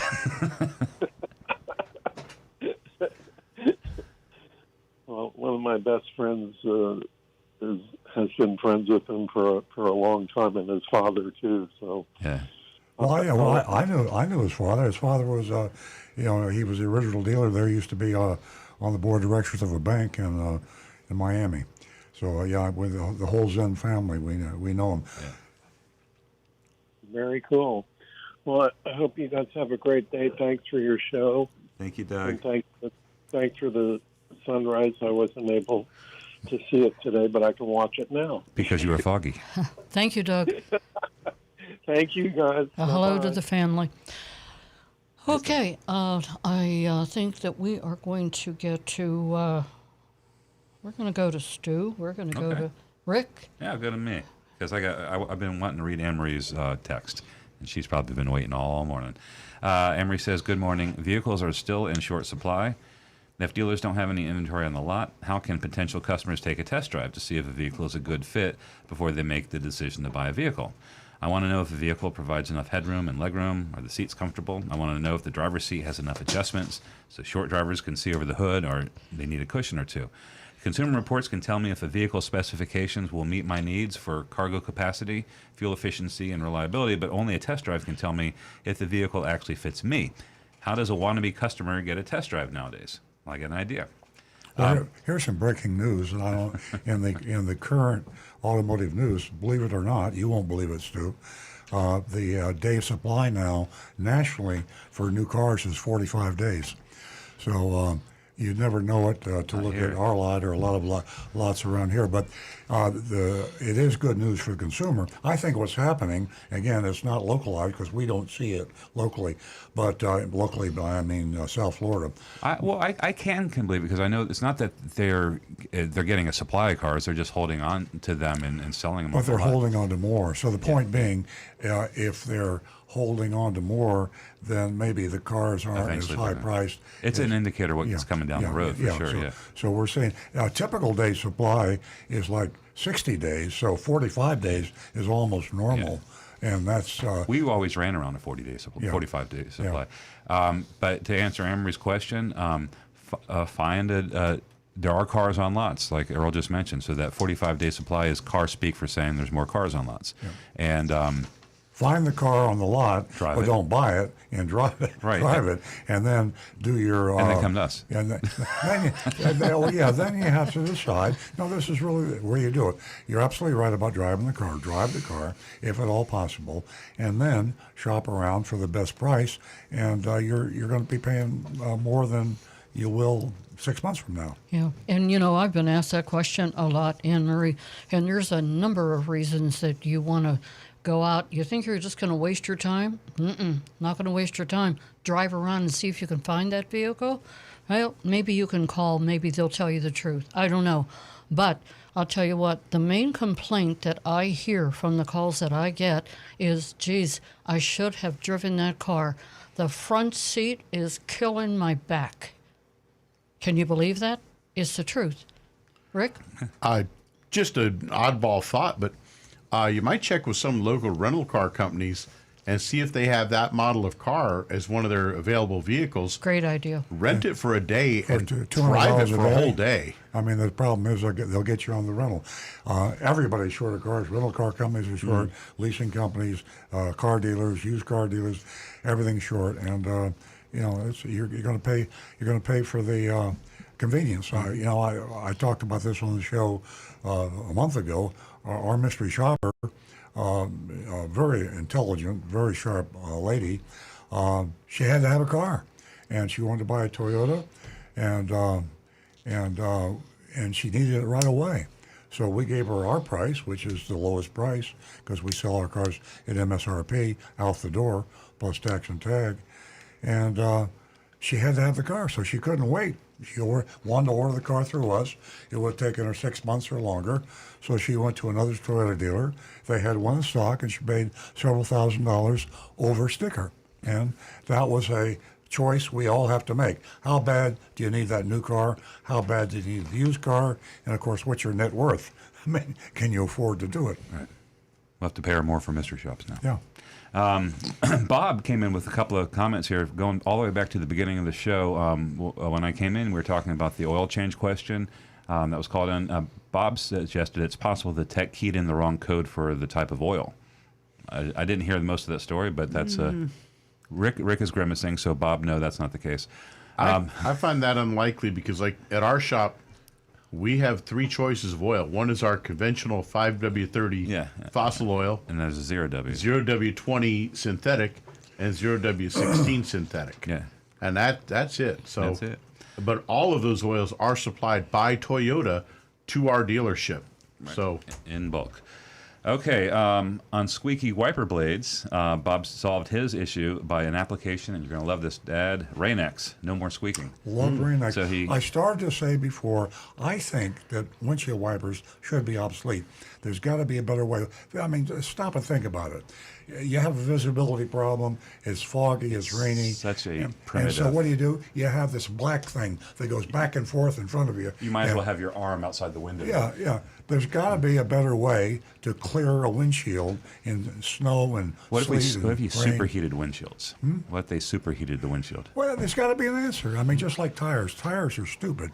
I mean, there's got to become up something better than tires, something better than windshield wipers. So all you geniuses out there, come up with an invention. Become a billionaire. Bob also contributed this. The film on the windshields are mostly, and now you Googled this, but he says they're mostly caused by the sun radiating down on the vinyl dashes. Chemical reactions of sun, UV, and heat on vinyl causes an outgassing, which deposits on the glass.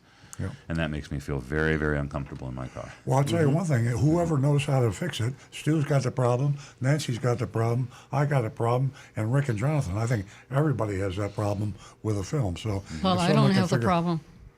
I solved the problem. Okay, good. I'm going to patent it, and I clean my windshield There, we'll inside and outside every single morning. We'll talk about the. But we'll you don't trademark ever it. drive your car.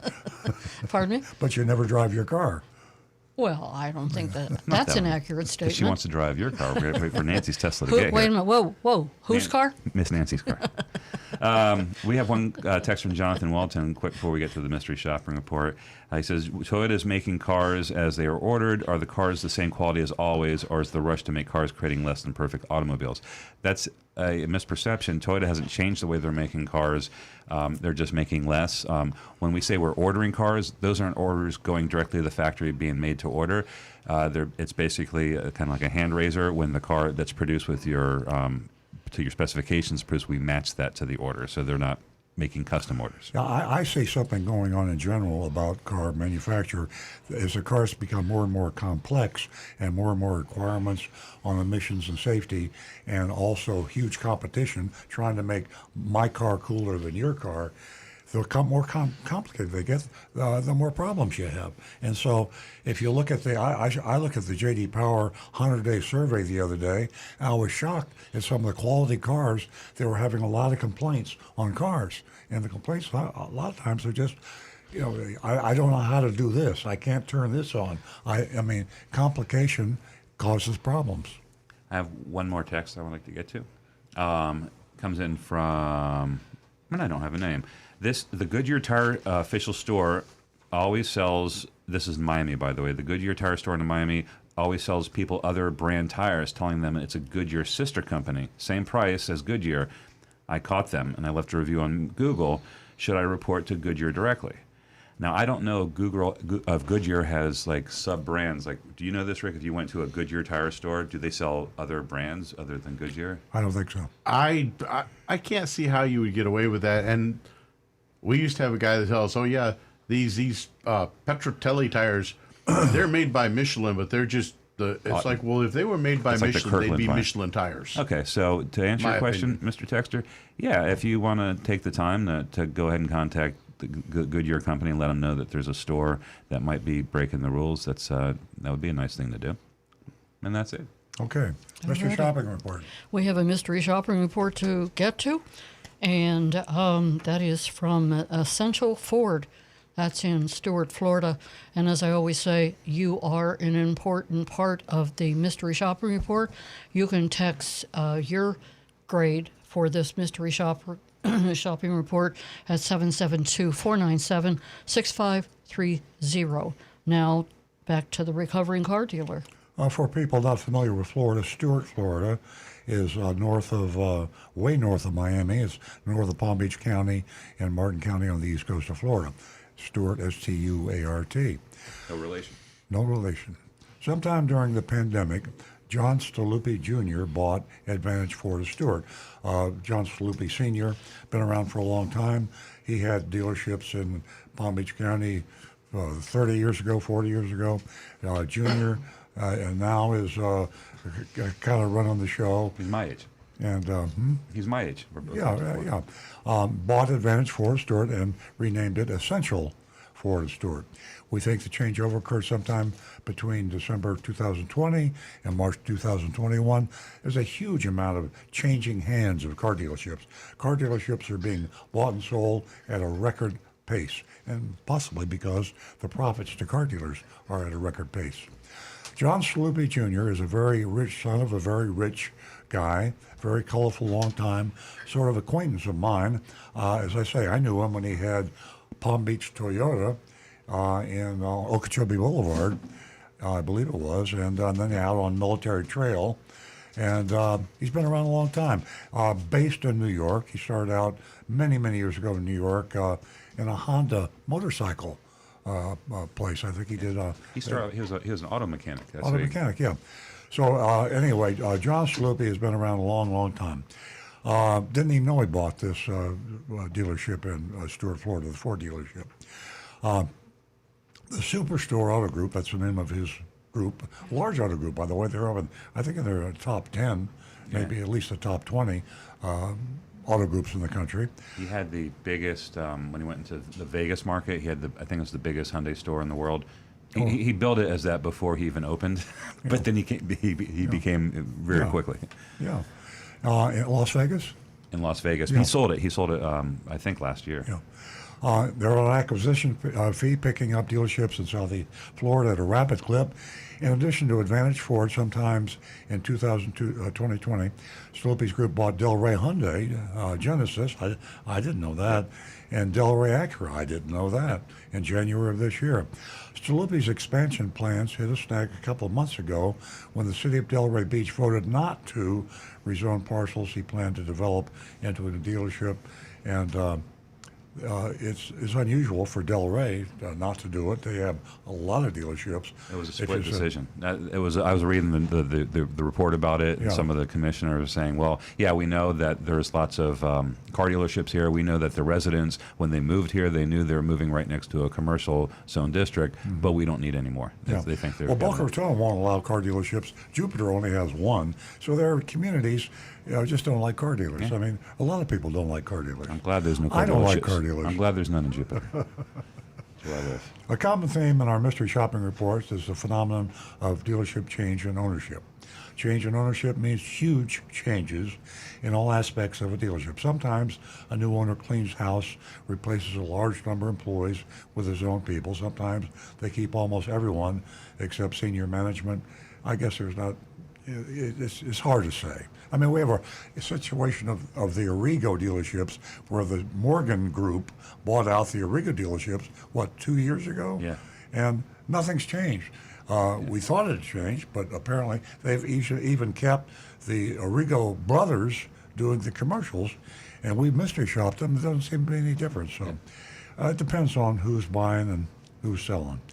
When Advantage Ford became Essential Ford, we mystery shopped them, and they did terribly. We gave them a D+, a D-, but we said we'd be back after the new management had time to settle in and get comfortable. So we did.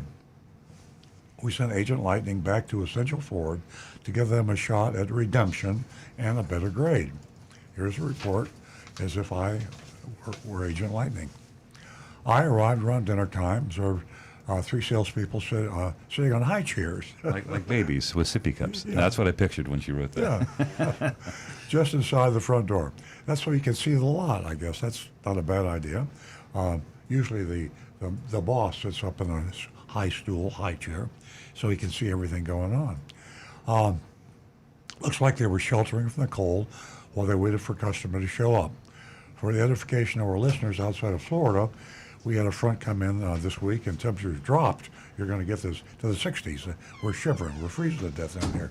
So this is cold. It's just funny. I've lived here all my life, and people laugh at me from up north because it drops to 50, and I'm wearing a jacket and a sweater. I was wearing a sweater to work this week. Exactly, yeah. One of the salesmen stood up and met me halfway and asked if there was something he could help me with. I'm Agent Lightning. I asked if he had any new Ford Edges in stock. He said he believed so. So then walked over to other salespeople and said something I couldn't make out. One of the other salesmen stood up, approached me, and asked me to follow him to the desk. I followed him, and he said he needed to get my information before we could do anything else. He also explained that the man who greeted me was waiting on a sales appointment, so that's why he couldn't help me.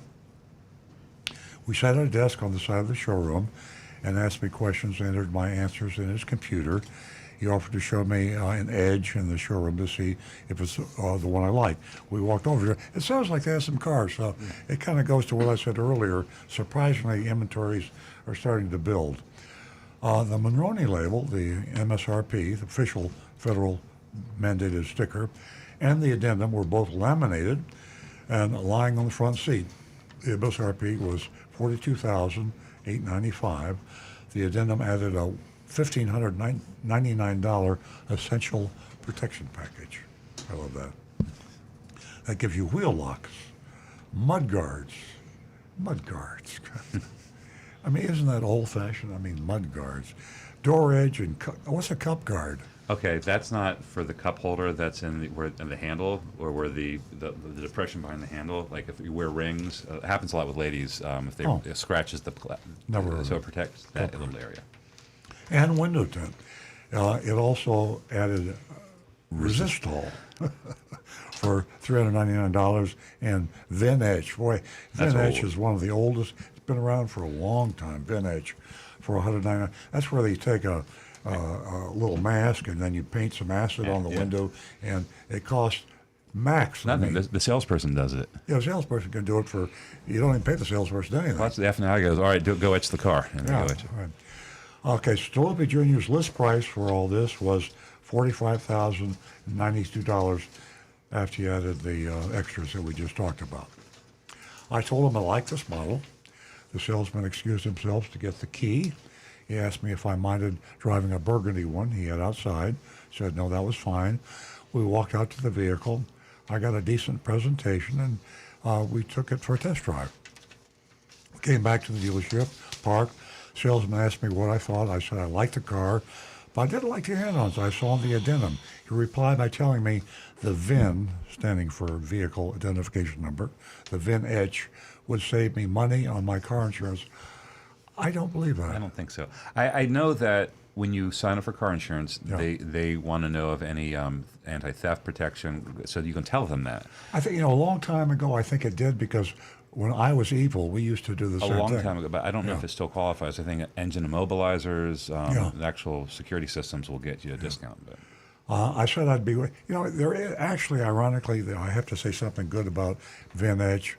If you're going to steal a car and you see a car that's got the VIN number etched on all the glass, you're probably less likely to steal it if the one next to it doesn't have it, because if you're really a pro, you're going to have to get rid of the windshields, or the windows, and that's going to cost you a lot of money. So the mere fact that they have it, I mean, a cop isn't going to go driving by, look at the glass edge and say, oh, that's a stolen car.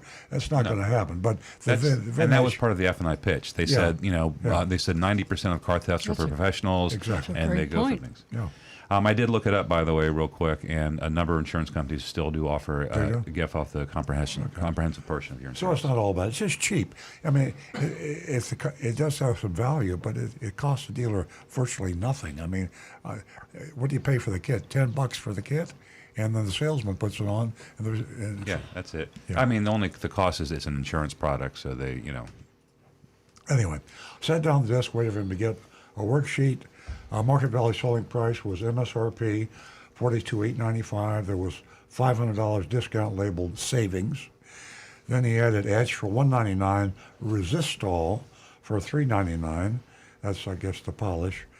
Essential package for $1,595, $1,595, and $899 dock fee. Add it all up, $45,487. He could see I wasn't smiling. He asked me what he could get me to buy this car, what it would take for me to buy this car right now today. I said that even with a discount, I was $2,500 over MSRP. The salesman challenged me and said it was only $1,000 over. I opened the calculator on my phone, added up all the extras, including the junk feed, and showed him. He might have believed it. I mean, yeah. I think he wasn't counting the dock fees. Yeah, that's what it was. Probably. I asked him if they participated in the Costco auto program. I like this. He said he would check. Now, he probably didn't even know there was a Costco auto body program, but they could ask for anything. The farmer program, the abused housewife program. There would always be a program. Then he asked me again how soon I was buying. I told him I planned to buy in the next week. Salespeople hate to hear that. And I was close to buying a new Chevy Traverse. This seemed to pique his interest. He began to criticize the Traverse, okay? He left to speak with the manager again. I looked around. I was the only customer in the showroom. I couldn't see any other employees around either. Very lonely. The salesman was back in 5 minutes with a new sheet of paper. He said that if it will keep me from leaving, he'll take an additional $1,000 off. He said the $500 discount he already gave me was the Costco discount. See, that's the reason, folks. This is where it all breaks down. Yeah. This is, if you're a Costco member and you want to buy the Costco program, don't ever ask the salesman, just walk in and say, do you have a Costco program? Because everybody's got a Costco program, which means that they're going to tell you they have one so they can make you believe that they got a Costco discount, and they don't. So identify the Costco member, approved dealer, identify the Costco salesperson, because that's all on the Costco website. Okay. Then he walked me over to the edge of the showroom and asked me to open and close the door. He asked me to remember how solid that felt. Well, that's old school. You hear that? And by the way, my Tesla, which I won't tell you how much money I spent on it because it was way too much, when I slammed the door, it sounds tinny and terrible. Because it only weighs 400 pounds. Yes, I mean, what is that? Let me tell you about the doors. I don't know, but yeah. I'll tell you about the doors. When you slam the trunk. We don't have time. Yeah, right. He asked me to America, then suggested that we go and try the same thing with used Chevy Traverse he had in stock. I love this. The experience will not be the same, he assured me. I thanked him for his time and ran out the door. That was a great last-minute attempt here, on the selling. I like that. Yeah. I mean, he was trying. He's got to make a living, right? Yeah, you got to put food on the table. He was trying. Okay, there we are. Time to vote, I think. Quickly. Mystery shop of Essential Ford, Stewart, and Florida. What do you give them? Now, remember, we grade on the curve, so there's no such thing as a real A, 100%. Nobody's 100%. But if someone is better than all the other dealers, we'll give them an A. If they're worse than all the other dealers, we'll give them a F. And usually we're somewhere in between. Okay. Jonathan in Wellington, Hey, Jonathan, you surprised me. The protection package is a scam. Correct. I don't want it, and too many additional fraudulent fees, which Mr. Stewart taught us how to navigate around. Other than that, not a hard experience. I'll give him a B. And it was better than last time. And Yeah, I'm not going to get the details, It was. but I was almost going to ding him on the etch thing because I didn't think that was still a discount until I looked it up. So he was telling the truth. Matter of fact, you can expect between 5% and a 15% discount on your premiums for etch. You know, the argument is if you don't have any other theft deterrent, it would pay you to buy an etch kit and etch your own car. Exactly, yeah. And save 5% on your insurance. Except for you don't get the recovery thing. I think that's the insurance aspect. If the car is stolen and not recovered, then you get money, $5,000. But it is somewhat of a deterrent. I mean, I don't want to, of all the crap they put on the cars and charge you for, I would have to say the VinEdge is one of the few that has some value. As long as they're in that under $200 range. I mean, if they're charging $600 exactly. for etch, forget it. Yeah. That's what Toyo Guard from Toyota does. They etch the VIN also, and that was part of the $700. Bob gives them a C, and I'm gonna agree with Bob. This was typical in 2022 car dealer behavior. Yeah. I've got Mark Anderson, Mark from St. Louis, a perfectly etched D. Kirk in West by God, Virginia, Essential Ford earns the essential grade of D-. Essentially, the dealer addendum was way overpriced, was the downfall. Plus, I love those that knock other manufacturers. Bad form. Let's see. Scott Hunter, a D. Tom Stuckel, I'd give them a D. $2,500 on junk fees plus old school tactics. If you want a Ford, go to Mullinax, A grade. There you go. Tim Gilliland, nothing essential here about that protection package or the Costco program lie. D. Mark Smith, D. Brian Sadutko, way too much money for a Ford Edge, D. Mark Ryan, D. Wayne Veit, big D. Donovan Lewis, complete fail. Give them an F. Are we averaging When are these? these dealers going to learn? We also have Well, from you get a lot of grades. He does, yeah. That's my YouTube crowd, man. But he doesn't have any cats. I have a cat that gives him a C, C plus from Ella. Oh. Sue Fogelman gives him a C minus. Martha Gillespie gives him a C minus. And we have one more over here. Anne Marie gives him a C minus for high fees, but no legal behavior.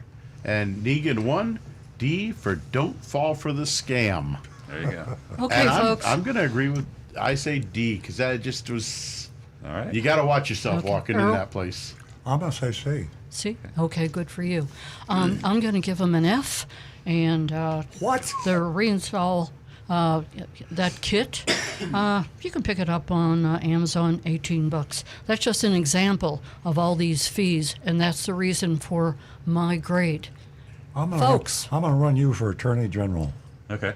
I will vote for you. Anyway, I wear too many hats as it is.